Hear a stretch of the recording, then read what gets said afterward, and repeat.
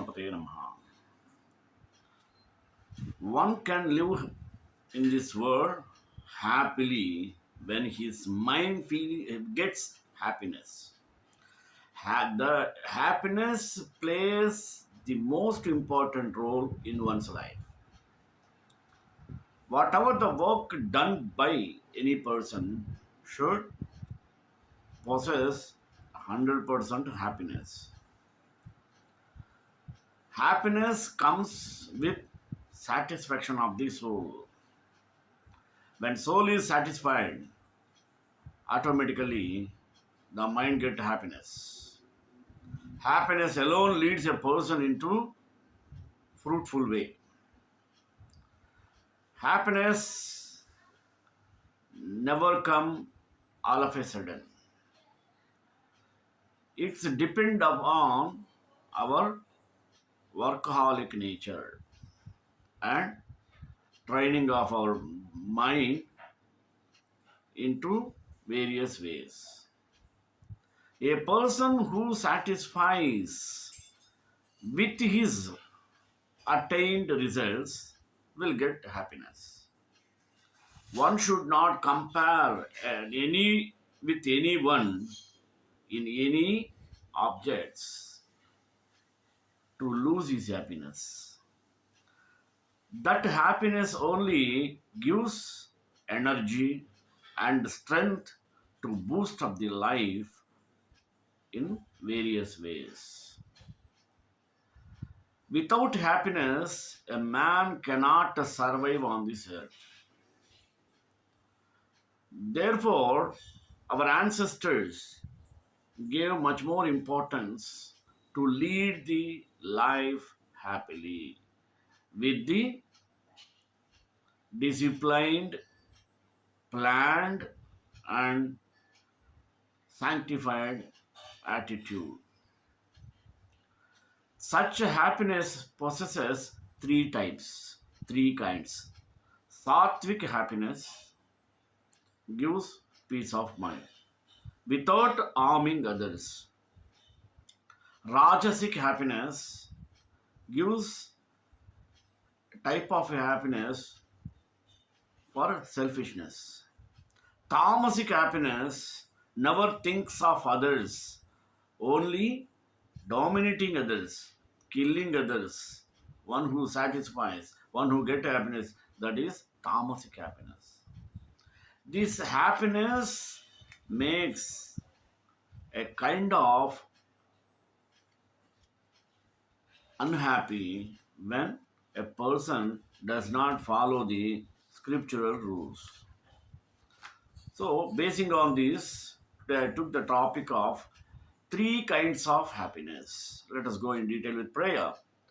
Pujyaya Raghavendraya Satyadharmarataya Cha Vajatam Kalpa Vrukshaya Namatam Kamadhenave. We have to understand the three kinds of happiness with evidence that is given in scriptures. Sukam tvidanim trividham shrunu me bharatarshapha abhyasat ramate yatra dukantam cha nigacchati. Now hear from me of the threefold happiness that one enjoys through practice and by which one attains to end of pain. It is said that everyone wants to be happy, but happiness is not the same to everyone. Lord Krishna now take up the subject for people differ greatly in the pursuit of happiness owing to the predominance of one of the three gunas. First of all, sattvic happiness. How it will be?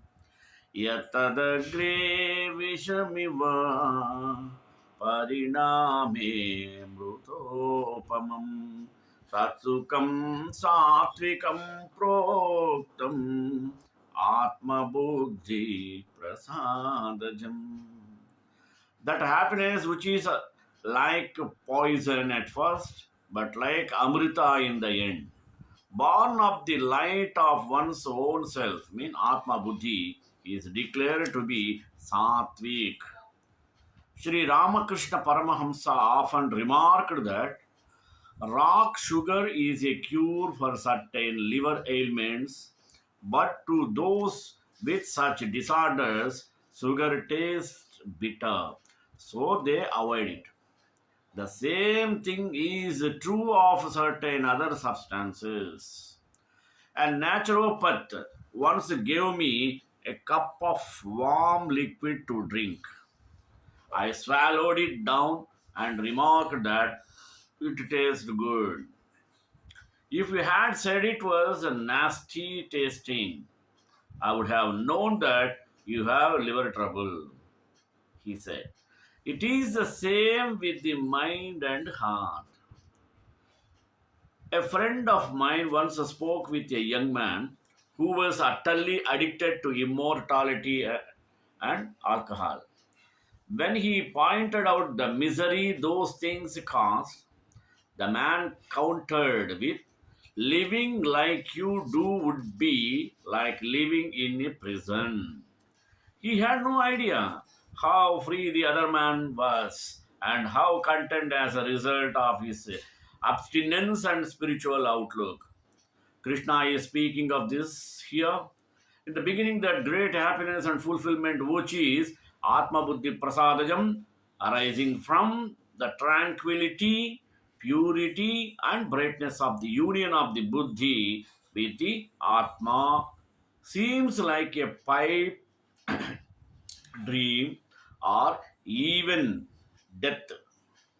But those who pursue it will find it is the joy of immortality.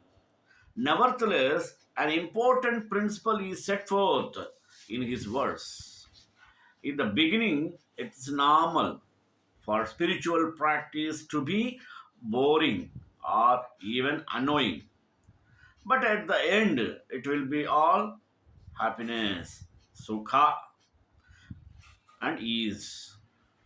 For it never really is poison, but only seems so to be distorted mind mirror of those bound ignorance. Now, another rajasic happiness.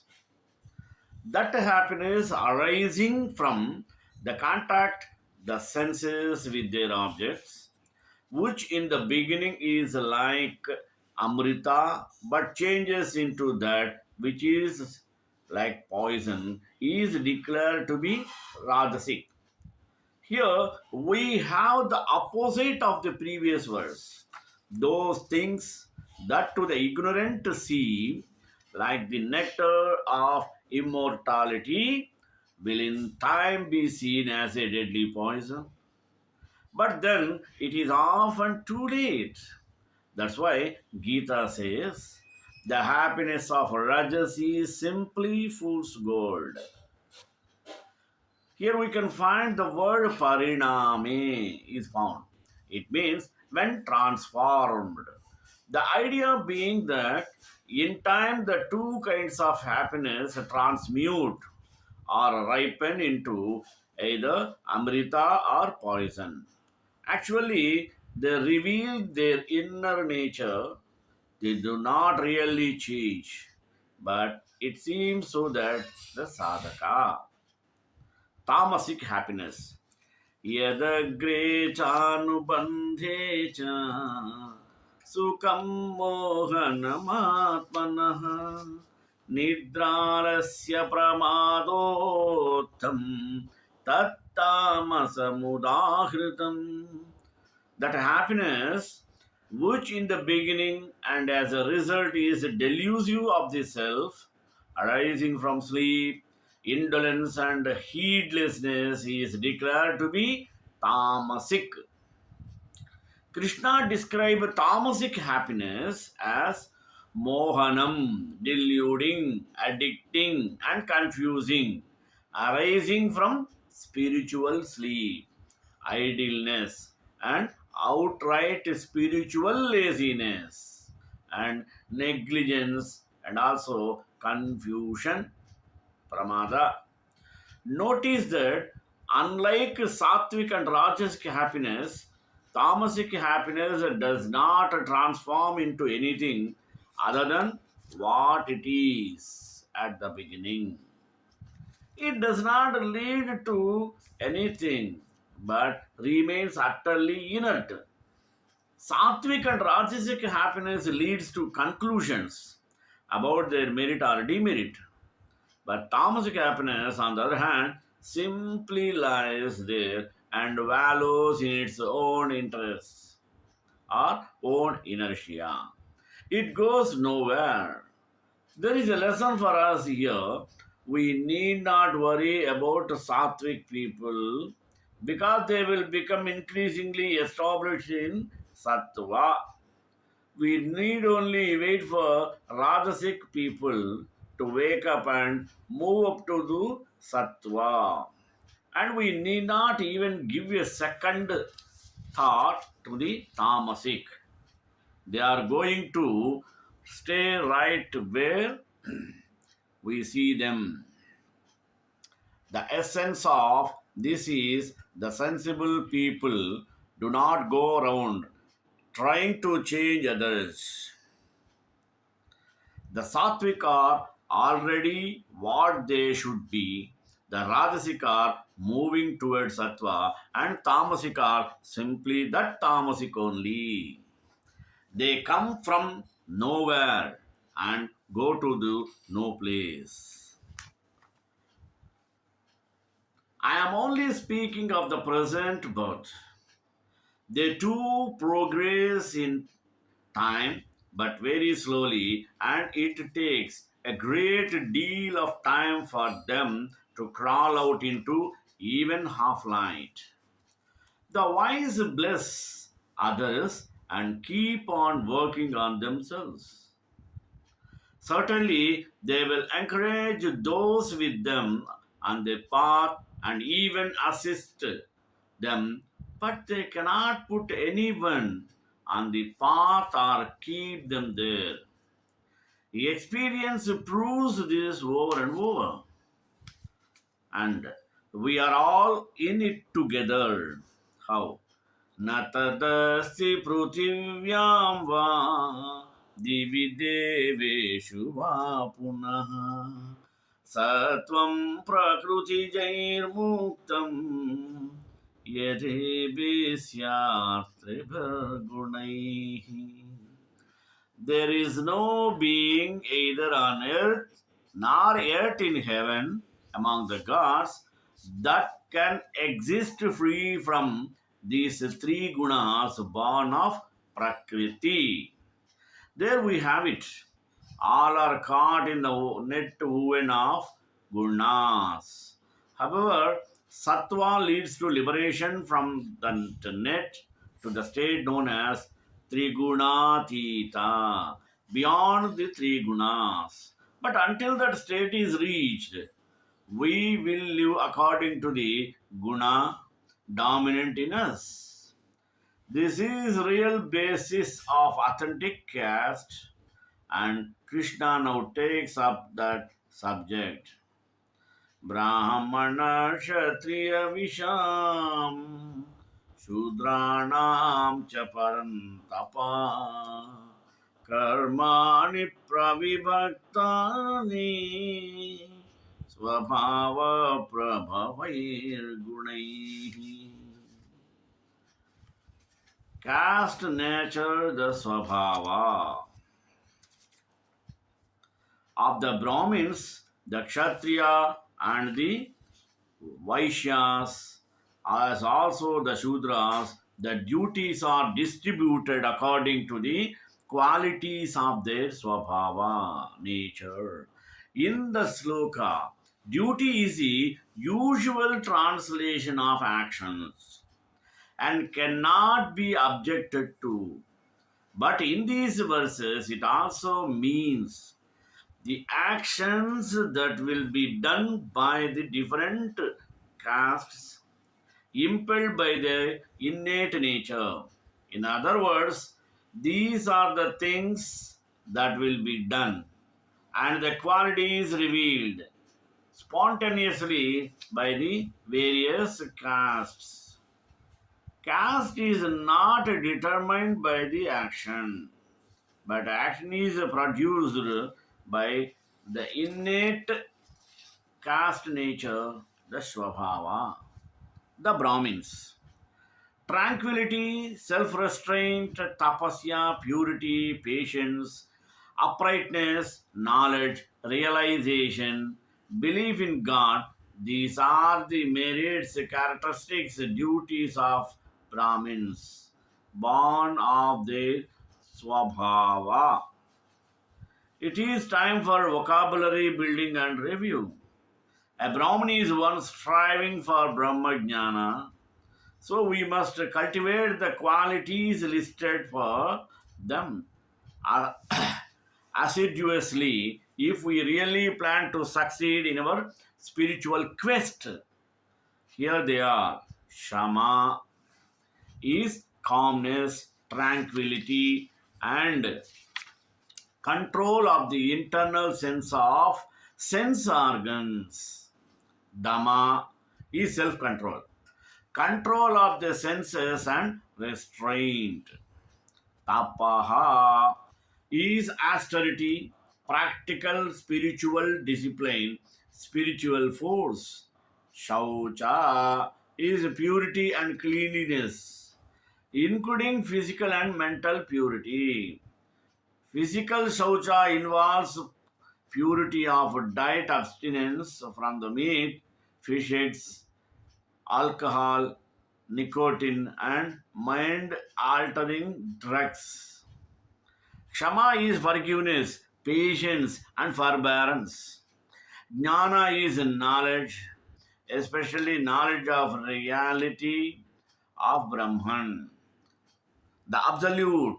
Vijnana is highest knowledge beyond mere theoretical knowledge. It is transcendental knowledge or knowing a high state of spiritual realization in which all is seen as manifestations of Brahman. It is fine knowledge of the self. Astikyam is piety and belief in God. What is to be noted about these traits is the fact that they are the prerequisite for spiritual life. They are not spiritual life itself, which is something even higher, the state of Yoga Yukta or continual unitings of the consciousness with God through yoga. It is said to see that in most religions, the things needed for being a beginner are considered the highest attainments.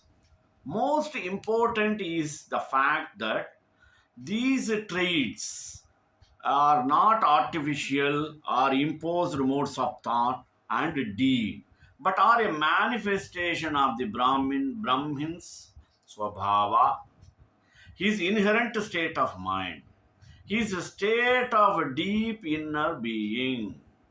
A Brahmin is not one who acts like a Brahmin, but who is a Brahmin and therefore acts accordingly. Now, the Kshatriyas. Shauryam tejo dhrutirdakshyam yudhe chapyapalayanam danamishvara bhavascha shatram karma swabhavajam. Valor, splendor, steadfastness, skill, not feeling in battle, generosity, and lordliness of spirit are the duties of Kshatriyas, born of their Swabhava. These are traits needed by us too, far as a person passes from lower to highest caste. He retains his positive qualities. So we should consider the qualities of all the castes as necessary for us. Shauryam is heroism, valor, and strength. Tejas is radiance and brilliance of mind and spirit. Dhruti is the quality of being steadfast, constant, firm, patent, and endurant. It also means one possessed of the ability to engage in sustained effort. Dakshyam is skill, virtuosity, and dexterity. One who is daksha is expert, intelligent, wise, and able. Apalayanam is not feeling battle or trying to avoid conflict. Danam is generosity, charity, and a giving disposition as well as self sacrifice. Next, Ishvara Bhava is a lofty disposition or spirit, nobility, and dignity. All these reveal the Swabhava of Kshatriya, the Vaisyas and Shudras. कृषिगौरक्षवाणिज्यं वैश्यकर्मस्वभावजं परिचर्यात्मकं कर्म शूद्रस्यापि स्वभावजम्. Agriculture, cow herding, and trade are the duties of the Vaishyas, born of their Swabhava, and the Shudras. Duty is doing service, born of their Swabhava. This is quite straightforward. It is interesting that only physical actions are listed, whereas both the Brahmins and Kshatriyas require many psychological factors. Obviously, Vaishyas and Shudras require ethical principle as much as anyone else. In fact, all that has been said in the previous chapters of Gita applies to all the ends. Everyone Shwakarma. स्वे स्वे कर्मण्यभिरतः संसिद्धिं लभते नरः स्वकर्मनिरतासिद्धं यथा विन्दति तच्छृणु.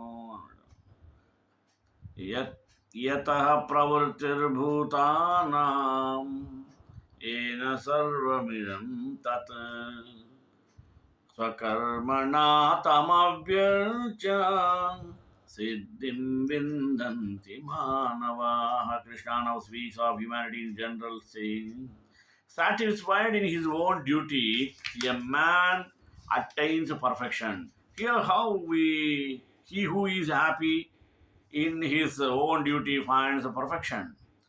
By worshipping with his Swakarma, him from whom all beings have their origin, by whom all this universe is pervaded, a man finds perfection.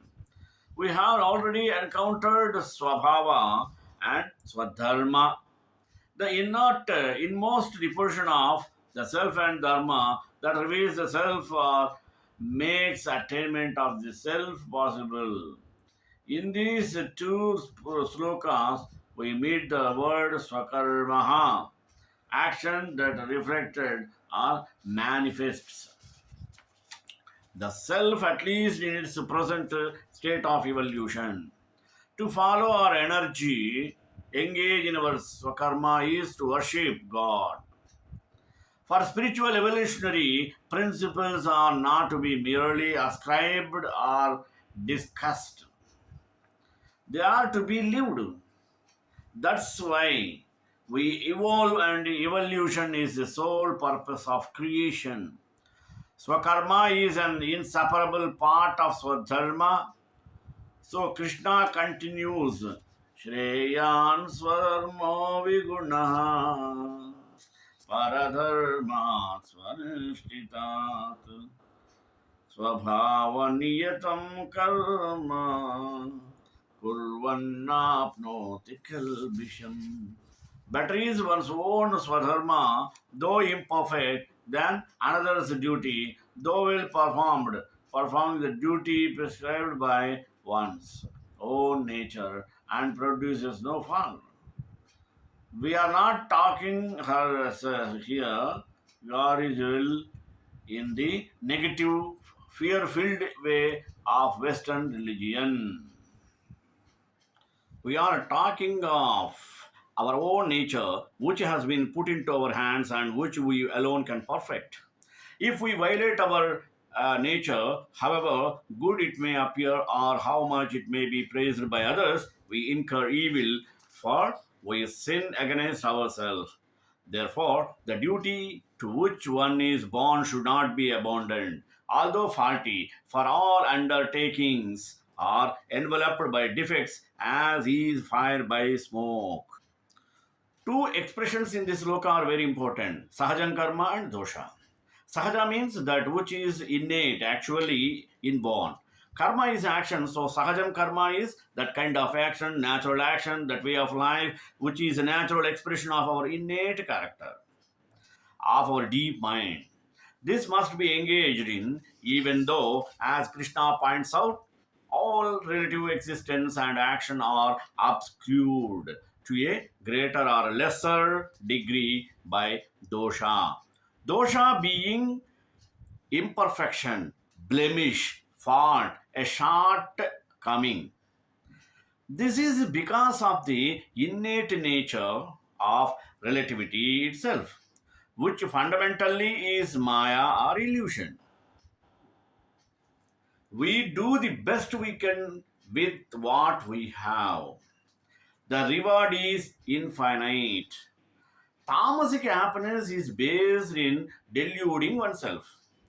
This delusion comes from ignorance, negligence, and indolence. Take, for example, bad mouthing or gossiping. We delude ourselves into thinking it is okay to speak ill of another person's actions, especially if they go against our beliefs. But then we cause that person harm by smearing their name, essentially inflicting more pain and suffering. Maybe we do this over coffee with our friends and derive a certain joy from thinking we are somehow better than this person. This type of low interaction may even lead the friend we are gossiping with down of a dark path too, spreading over toxicity even further.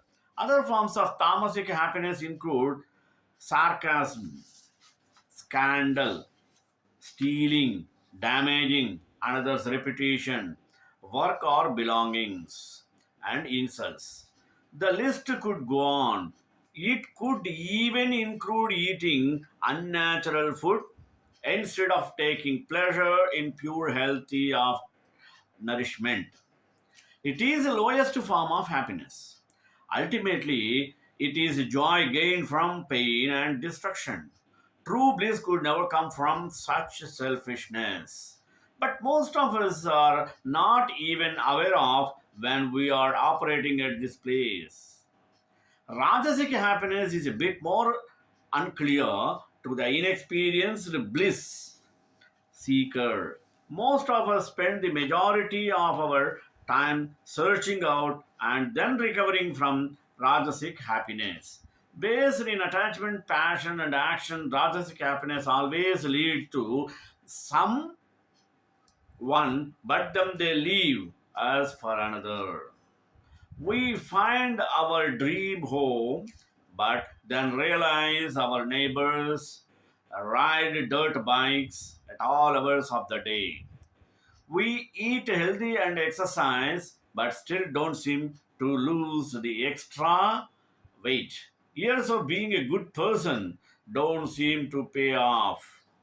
There are so many examples of this type of happiness disappointment cycle. We begin to doubt that happiness even exists because there is so much suffering. We become jaded, cynical, and guarded. If we are continually placing conditions on our happiness, if I get the job, when I have some free time, then how can we will call it a true happiness? Won't we always carry the potential to be disappointed? Sattvic happiness is the purest form of joy.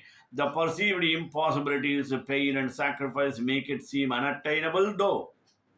Sattvic happiness is derived from the joy we experience in the moments when we can disassociate from the delusions and dictates of the mind. Sattvic happiness comes from perseverance and acceptance. There is no expectation, uh, no degradation, no blame. One invites an attitude of not minding what happens.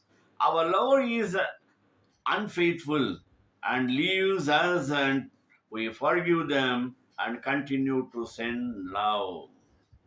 A person who has a mind totally under control experiences sattvic happiness, which is truly blissful and never ends in pain. Sincerely loving Bhagavan Krishna and sacrificing all actions unto him can completely safeguard people from unhappiness, bitterness, fear, hatred, and all other negative qualities and influences. Sri Akantaya Kalyana Nadena Dedram Sri Venkataniwasaya Srinivasaya Mangalam Mangalasa Parebhadacharya Purogamaihi Sarvaesha Purve Rasare Satkrutayastu Mangalam.